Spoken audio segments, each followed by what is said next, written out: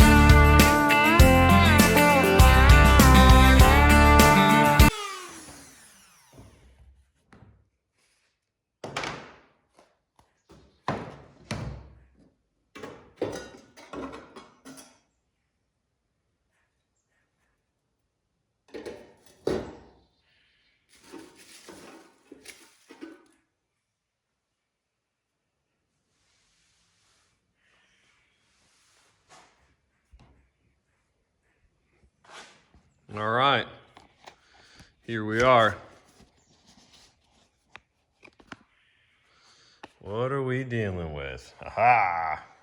All right, so there it is. I'm probably gonna have to cut that. I can't get that to break free. It's still holding on pretty good, but you know, to be honest with you, all the way around it, other than that really bad spot, it might be okay.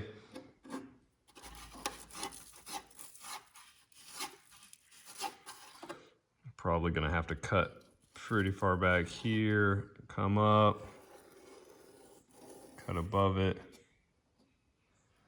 and then come down. Things I had to think about when I was cutting this though, and zoom out a little bit here. There we go. The reason why I used a Dremel with this is because, you know, this is kind of a little tight area, and, you know, I don't necessarily want it to look like, you know, Swiss cheese, like I hacked it all up. So, yeah, it takes a little longer to use a Dremel to cut this out, but as you can tell, the cut is really nice. And what I'm really striving for is a limited prep when I go to weld this back up, right? I want to be able to just kind of set that back in place, use some of those little sheet metal clamps to hold it in place, and tack weld it up, and you know, not have so much work to do. You know, there you can see it there.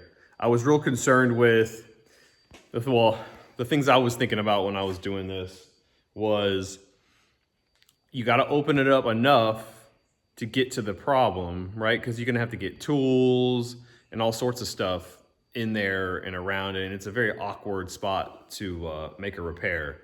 And so I wanted to open it up big enough to where I could do what I needed to do, but I didn't want to cut, you know, the whole cowling top off. That's something I didn't want to do. So I took it about as far as I could, obviously, towards this windshield wiper blade there, and then brought it about as far as I wanted to this way. And you know, looking at it, I think I'm gonna be okay. I think I'm gonna be able to get all the tools I need in there to get the job done. And if I gotta get inventive, well then hey, I gotta get inventive. But I'm probably, with this, just a little bit of like, I don't know, foreshadowing on what I'm gonna do to prep and get this thing sealed up. Obviously, I'm gonna crop that piece out and weld in a new piece, but I've also got some etching spray. It's from Eastwood. It basically, you spray it on raw metal and it turns any of that surface rust. It chemically changes it so that you can paint over it. And in this case, I'm not gonna paint over it, you know, inside here. I'm going to seal it. I'm gonna use like a seam sealer once I weld it all in, and I'm gonna do my best job to get that weld as clean as possible. That way, you know, the weld on its own can hold any sort of water or elements out of the cab. But then I'm gonna go back over it with that seam sealer, and you know, that should be the ticket.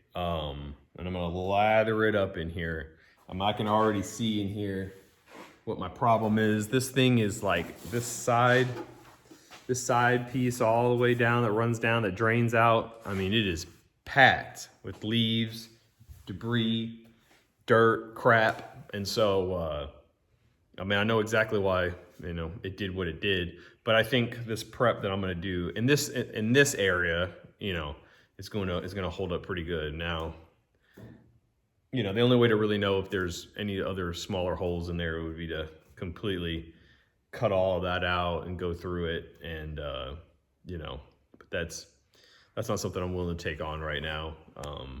I went through the entire, or I went underneath the entire dash and kind of looked through it, and I didn't see anything that, you know, concerned me. And, you know, before I get this vehicle on the road and start riding her or whatever, you know, I'm going to go on the other side. You can get, you can spray water and air and everything through these vents to clean them out. And then you can go up underneath on the other underside. And what I'm going to do is I'm going to cut. So there's drain holes, but they're real small. So I'm going to cut out big drain holes. That way, if there are leaves or debris or dirt that do get in there eventually, it'll have an easy way of just kind of flushing itself out. Why they didn't do that from the factory and they didn't think about it, I'm not too sure. It's 1969, you know, they were pretty smart back then. They did some pretty amazing things, but, you know, I don't think that they were thinking at the time that these were going to be vehicles that people were going to hold on to forever and, you know, go through and rebuild and turn into classic vehicles. So anyways, just a little side note.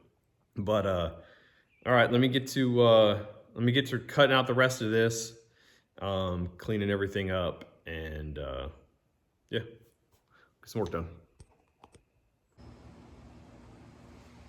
All right, so I've got this this door here taken apart pretty good, and I'm going to show you kind of what I needed to do to get the door ready for me to crop out that section that's, you know, Swiss Cheese City. So let me flip this camera around and I'll show you what I've done. All right, so obviously self-explanatory. I removed the inner panel on the inside, and what I've done, okay, so you can see here, right, how bad that is. So what I'm going to need to do is I'm going to section it here and probably right about there, right, on the outside section, and crop that piece out, okay? And I've explained it before in previous videos, but I'll explain it again. The reason why I'm taking this whole section out and not just the outside part is because these little holes you see right here on the inner lip, that's where your velvet trim piece clips into, that is supposed to keep out all the water and debris from getting inside the door, right? But when they go bad and people don't replace them, you get things like that. I don't know if you can see too well, but the inside of the door is filled with leaves and trash and all sorts of debris, and it shouldn't be like that. So anyways, the reason why I'm cropping this whole entire section out and not just the outside piece is because those clips are in some pretty bad shape, right? And so the new piece that will be fitted on there, all these clips are in great, all these holes where the clips go in are in great shape.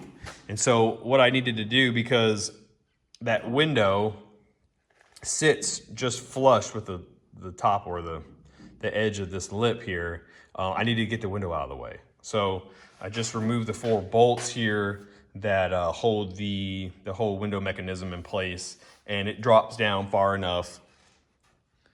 See, there you go. Now you can see the top end of that window. It drops down far enough to where I can get in there and cut and not have to worry about hitting the glass. So, yep, that's what I got going on. We're gonna get to cutting. I'll video me cutting this out, and then yeah, we'll go from there. All right.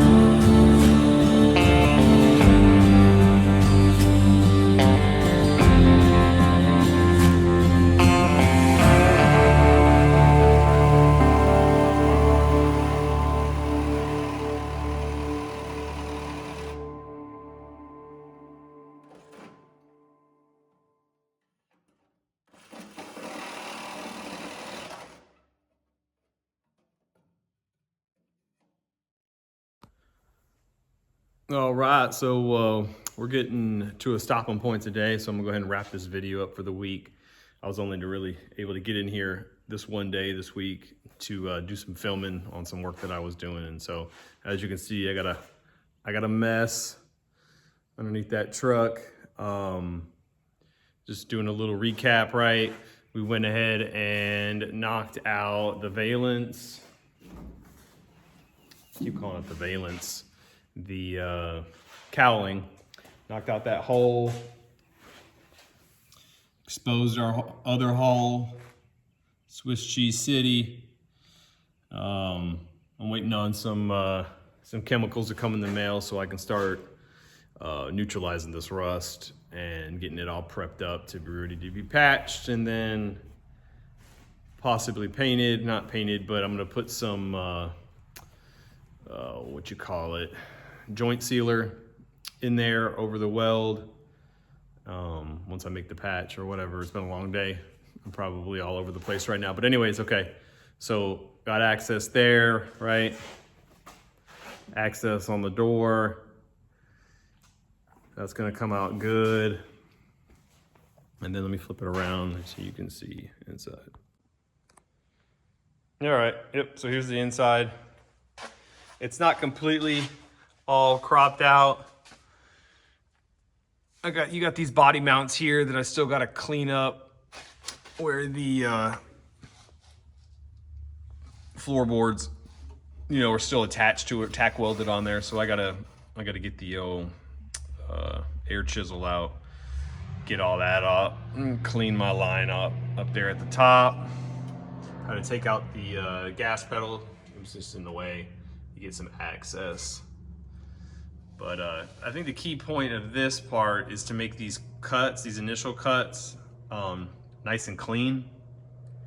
And when I walk over to the other side, I'll show you why I say that in particular. I mean, I think it's kind of like common sense.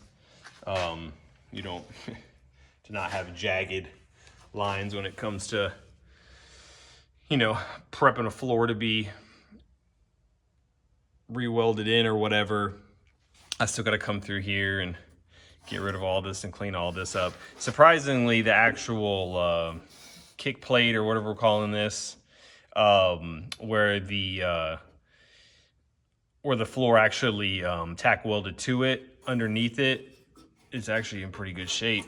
So once I get this, the remainder of this floor pan off of the supports underneath, I'm not gonna have to do too much bracing work, except I'll have to come in here. You can't really see it, but there's a hole, there's a rust hole right here on this side panel. As it comes down, I'll have to, once I get the floorboard in, then I'll come down and I'll cut a piece and make it look decent or whatever. So, yep. And then I'll come around to the other side, show you the other side, and show you what I'm talking about as far as making your cuts clean.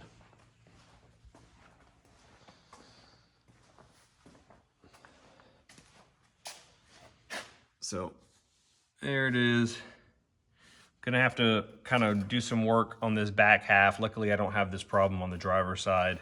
It's just the passenger side. So to come in here and probably crop out most of this, kind of patch weld that all back together and get rid of this.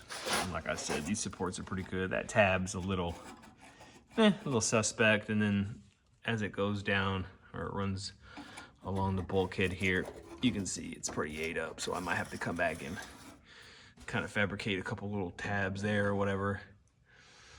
But it doesn't run the length, it doesn't run all the way the length of the bulkhead, right? It stops right here on both sides. It kind of comes up and then curves off and attaches back to the wall, and that's the edge support for your flooring or whatever, floor pans. But you see, I still got to cut. I still got to come over here, kind of clean that up, cut it off to the bulkhead, and remove this. This is all tack welded onto this body mount there.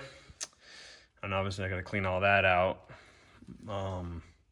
But the reason why I'm saying take your time and don't just chop away all the way around the perimeter that you're going to be cutting out, and then obviously replacing with new is this. All right, so I kind of just mocked it up there to kind of show you what I'm talking about, but you can see where I've made my cuts, and now you can just lay it inside the new floor pan and kind of trace it out, right? I mean, that cutting disc is maybe like a 1/16 of an inch wide, maybe. And so when you come and you start putting your line on here or whatever and tracing this out, you wanna make sure you don't follow exactly on the cut, right, of the old stuff. You wanna give yourself a little bit of room, so give yourself about 1/8 of an inch up, right, and draw your line there. And then you can cut out the floor pan using the template that you basically made when you cut the old stuff out, and it'll make life a little bit easier. I mean, this job is not easy. It's gonna take time. There's really not any real way to just make it super, super easy. But if you think your way through it, do your research, watch videos like this, and take away the tips that people are giving you, it'll make life much, much more simpler. Other than that, I think I'm making pretty good progress. I've been doing this, I think I started this maybe like a month and a half, coming up on 2 months now, since I, took the bed off and started chopping the bed and the frame. And so, in the grand scheme of things, I think we're moving along pretty good. Pretty excited. Life gets in the way sometimes, so, it might be like a week or so before I get these videos out, or I might get a video out, once or twice a week, but it's not going to be a really long video. It's just going to be, me doing what I can do with the time that I have available. So, that being said, the quicker we get to this 1,000 subscriber mark, and man, I think it's 1,000 subscribers, and I don't even know how many watch hours. It's a whole thing. But man, the quicker we can get to be getting monetized, the more money I can pump into this truck, the shop, and doing bigger and better things. So that being said, man, like it, subscribe, comment, do all the things. I surely appreciate everybody who's watching. I think I'm at 5 subscribers now, so it's kind of crazy to think that 5 people actually gave a crap to hit the subscribe button, follow my content. It's pretty cool. And like I said, I'm working part-time, so I'm retired from the Coast Guard, and I'm also a licensed barber. So when I'm working, I'm at the barber shop. I do that 3 to 4 days a week, and then when I'm off, I'm pretty much in here unless I'm doing something with the family, taking care of business, all those things. So that's about it for today. We're gonna wrap her on up. We're making progress. I like it. See y'all later. Peace.